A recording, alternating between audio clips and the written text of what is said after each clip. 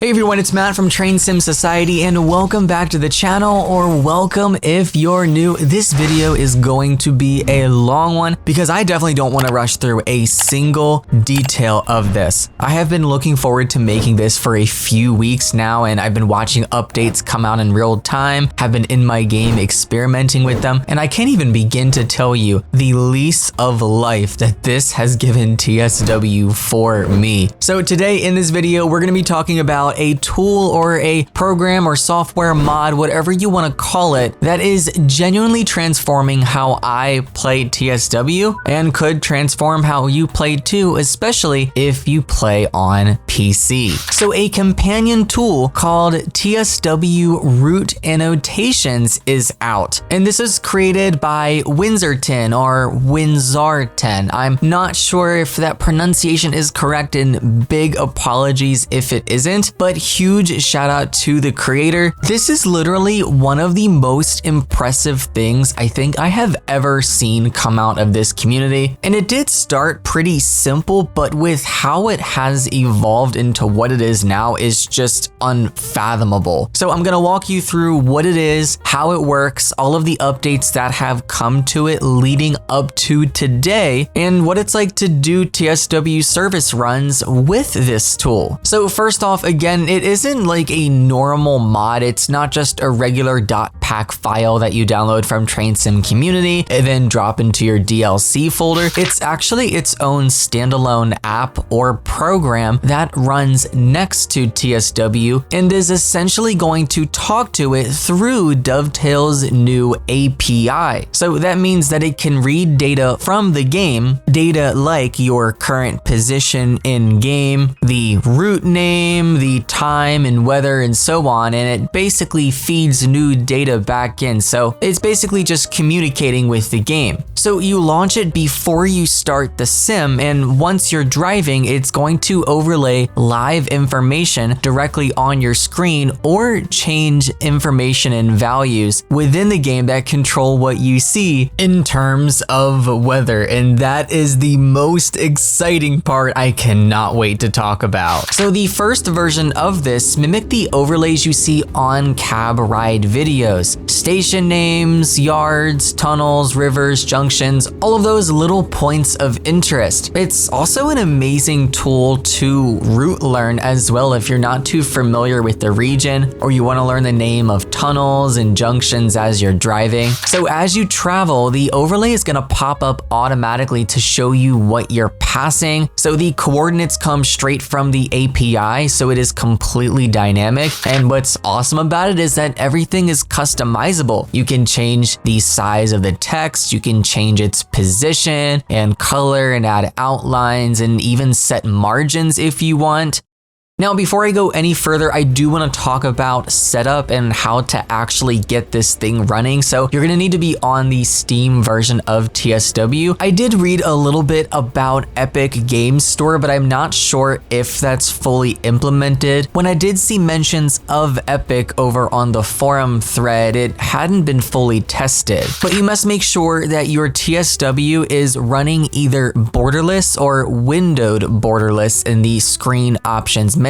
If you're using exclusive full screen, it's not going to work. You'll also need to enable the HTTP API in the game's launch option. So on Steam, find TSW6, right click on the game, go to properties, and under the general tab, there's a little box where you can enter launch options. So make sure you type dash or hyphen and then HTTP API with no spaces. I don't believe it's case sensitive. I've tried it in lowercase and also in all caps, and it works either way, but just make sure you have that just as you see it on the screen. Then start the app before you launch the game, and for the most part, it will connect automatically. Now make sure you have .NET downloaded. I was having some issues with this program at first. For some reason, it wasn't detecting my train's position within the world, and all I needed to do was just download the most recent and stable version of .NET, which only took a couple of seconds, and then those issues were fixed. So I will have a link to that below as well. So then from there, the app can track your location in real time. So like I mentioned, the earlier builds only handled annotations, but Windsor 10 kept pushing updates, and soon after we had icons for every location type. So station names and tunnels and rivers and junctions had their own little icons next to the text, which was a really neat addition. The tool also has auto update built into it, so you don't have to search online for a new version of the file and download it and slot it into any folder on your computer, which makes this hassle-free. It'll prompt you to update it if there's an update available when you open it, and then within a couple of seconds, it's updated and you don't need to do anything else from there. Now, annotations aren't available right away when new routes come out because they actually have to be done manually, and the creator of this tool credits Bin Train and notes that annotating wouldn't be really feasible without his third rail live map app, which is another absolutely amazing TSW edition that I can't wait to talk about at some point in the future. But you don't need to worry because the live and historic weather will work on all routes, and that is exactly what I'm going to be talking about next.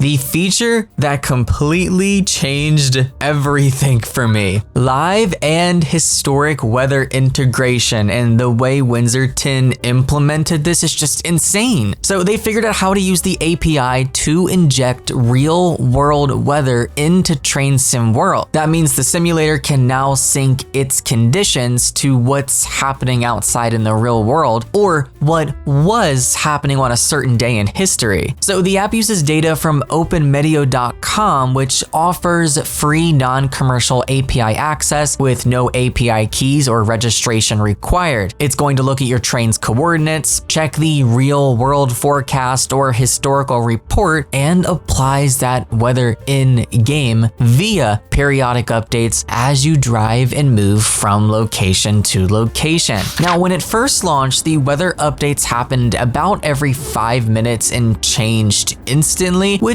was pretty jarring and immersion breaking. But new versions have actually added proper smooth transitions. So weather now blends gradually over that 5-minute window, and TSW actually updates the values every 5 seconds during that transition period. So if you have a storm coming in, clouds will thicken slowly to a point where you barely notice it because it's happening so naturally and gradually. If there's fog, that rolls in gently, and increasing or decreasing rainfall or precipitation is going to build or fade the same exact way that it would in real life. The developer even reworked the fog system to use an exponential progression curve instead of linear, so visibility is going to feel smoother when it changes. And if you're wondering about how the app deals with big jumps, like suddenly going from clear to heavy fog, like we see with dynamic weather, and I've complained about this so much the past year, it takes about 5 minutes for that full transition to happen, so it's not going to feel jarring like that. You're never going to see it go from extremely foggy, barely being able to see 1/10 of a mile in front of you, to your visibility being 15 miles almost instantly. That is not going to happen. I doubt you're going to have visibility jumps that drastic within one update, but let's say you are. That is going to take place gradually over a 5-minute window, with each update of that transition being every 5 seconds. So if you do the math, there's 60 seconds in a minute, there's 300 seconds in 5 minutes. And since we know that it's going to update every 5 seconds and the transitions are 5 minutes long, that means you're getting 60 updates during the transition. So that really shows you how smooth this really is. And by the way, all of these settings can be adjusted and fine-tuned. So if you want, you can set it so that it updates every 10 minutes and transitions over a 10-minute window. Or if you want, you could have it update every 2 minutes and transition over a 2-minute window. You have the freedom to change that value.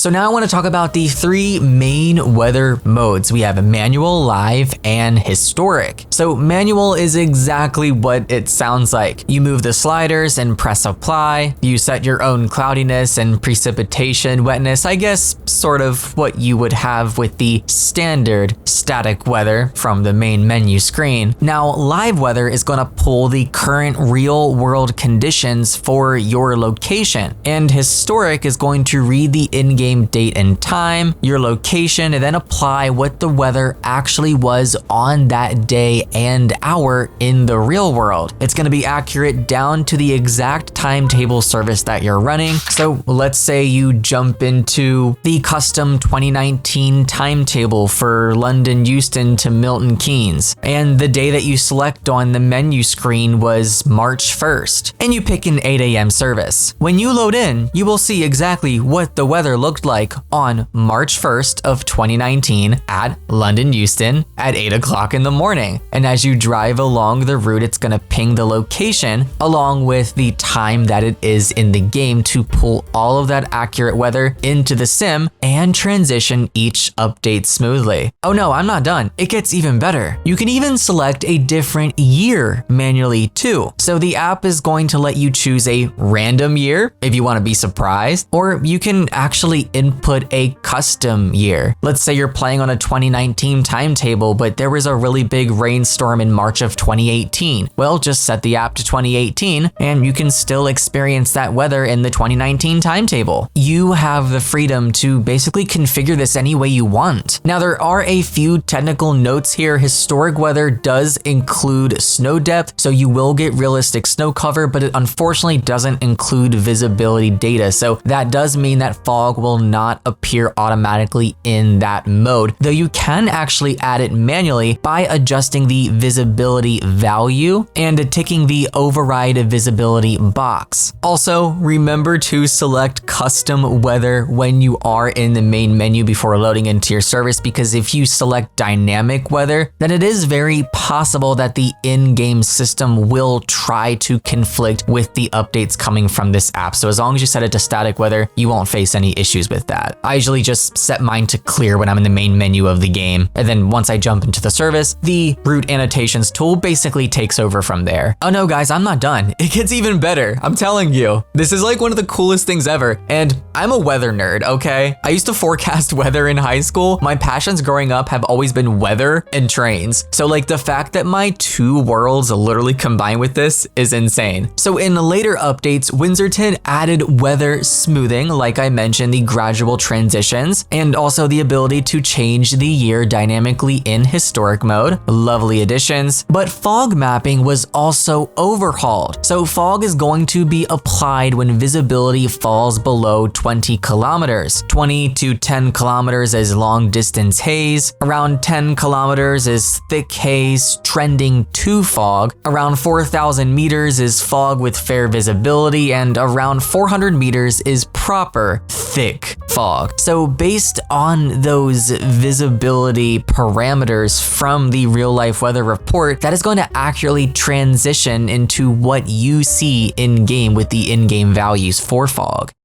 So in later updates, the app is now capable of using model resolution around 2 to 11 kilometers in places like Germany, with the UK being similar. So conditions will shift realistically as you travel. If you're climbing altitude or moving through a valley, that forecast will change, just like real weather models do, and all of that will be simulated within the game. So you're going to see those changes. And you're probably wondering, well, what about thunderstorms? How are they going to be handled? So the app doesn't actually simulate thunderstorm logic itself. It actually maps the reported precipitation to TSW's slider and only pushes the in-game slider to full when the weather service reports thunderstorms. So that is supported for live and recent 2016 and newer historical data. So you won't see any thunderstorms in game if there haven't been thunderstorm reports reports from the weather service. If it's just heavy rain, then the precipitation slider is going to be pretty high, but it will not be maxed out.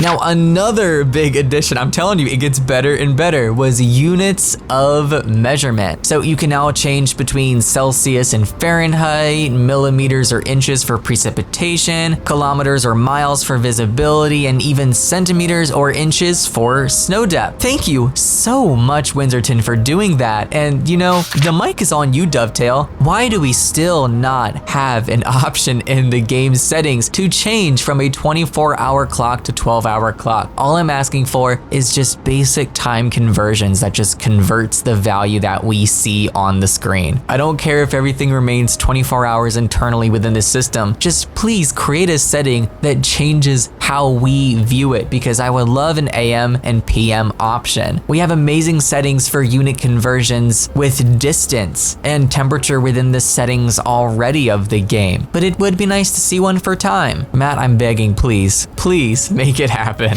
But guess what, guys? We have even more. There's also weather acceleration that was added into the app. So when you're in historic mode, you can control how fast the weather timeline advances. So at 10x speed, 1 in-game hour equals 10 hours of real-world weather progression. That means you can see entire weather systems move through during a single service instead of playing for hours. This is a really good option to have in case you don't want subtle changes and you want something just a bit more dramatic, or you know a big storm is going to be rolling through, but it might take 3 or 4 hours to get there and you're only running a 30-minute service. So you can set that multiplier and you can drive through that whole storm and then watch it clear. There's options to do anything, and the amount of replay value that this tool is giving the game just for you to go in and maybe relive a certain moment in history where there was a snowstorm or a rainstorm that impacted the area in some significant way. Like, that is just so fun. There are so many weather history moments that I want to drive through and kind of recreate within the sim. And the fact that I can choose different routes and kind of do that is so awesome. But remember, this is completely optional, so just leave it at the default 1x speed to keep things moving in real time.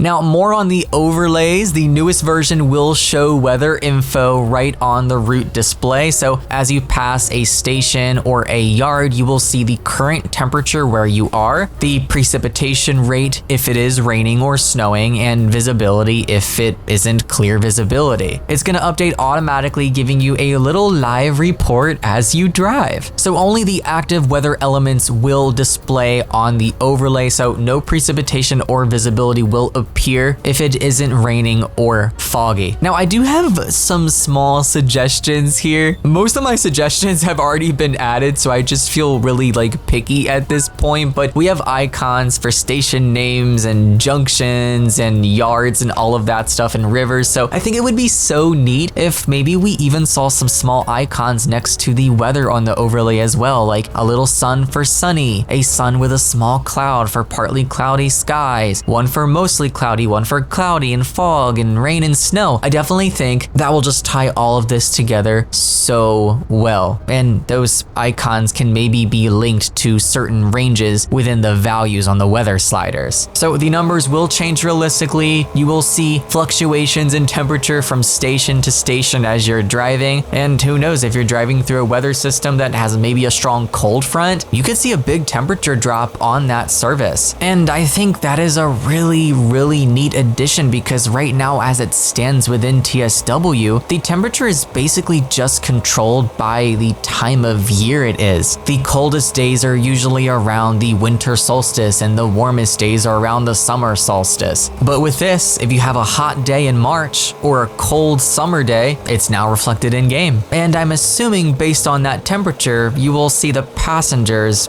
dressing to match it. So basically, the mod's weather will now always run in a continuous 5-minute transition loop. So after the first 5 minutes, there is no longer really ever a steady state of weather. It is transitioning evenly for the full 5-minute period, and when it gets to the end of the transition, it downloads the next snapshot and then begins transitioning to that. So I want to talk a little bit about some of the testing that I've done. I have done so many runs with this. I've had so many ideas. Now, I first ran the Dresden to Leipzig route using using historic weather that matched the timetable year. They were generally mild conditions. It was, for the most part, just partly cloudy skies, very minimal changes in clouds and temperature. Now, as I was driving from Dresden to Riesa, I did notice clouds beginning to build just a small bit, but the difference was very, very subtle. You could definitely see the temperature fluctuating by half a degree Fahrenheit or maybe even a whole or 2 whole degrees Fahrenheit. And this variation in weather continued as I drove from Riesa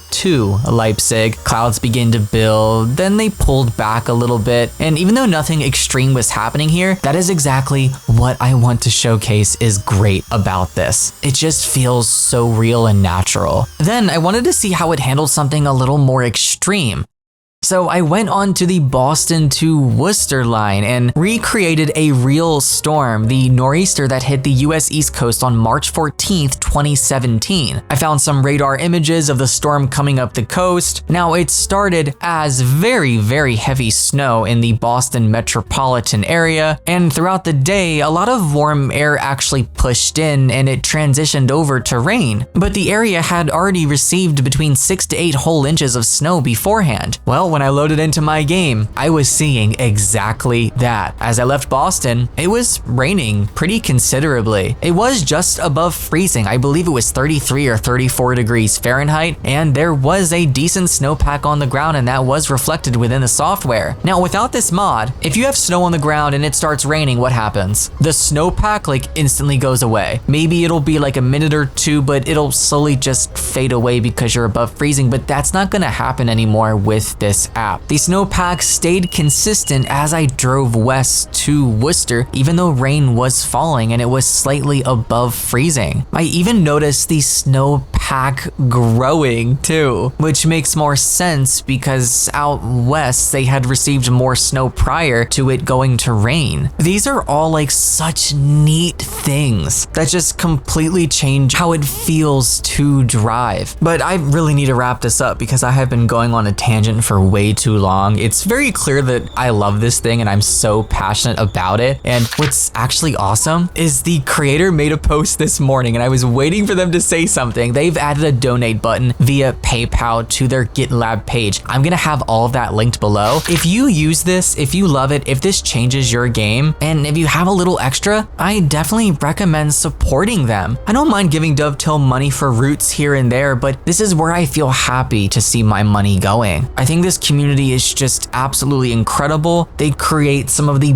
best immersion mods that you could ask for. We have all the sound mods, we have custom timetables, and so many folks are working on custom routes. So please, please go support if you can. I'll have a link to that below and I'll even pin it down in the comments. Now, beyond the wonderful Windsor, I also do want to give credit where it's due, and that is to Dovetail. They definitely deserve props for adding this API that makes all of this possible. To be honest, without that, none of this would even exist, and even Winserton said the API was way better than expected, and I couldn't agree more. So I'm gonna wrap this up by saying if you're on PC, you owe it to yourself to give this a shot. Please, it's free, it is consistently updated, it works across routes, and it truly is the kind of community innovation that keeps Train Sim World feeling fresh and real. Again, links to support are in the description and pinned below. Thanks for sticking around for this long deep dive and passion tangent. I know it was a lot, but this project also deserves a lot. Let me know in the comments if you've tried it yet, how it's working for you, what your thoughts are on it, and if you've run any particular weather systems to see how they played out within the actual sim. Thanks for watching, guys. Take care and happy rail simming.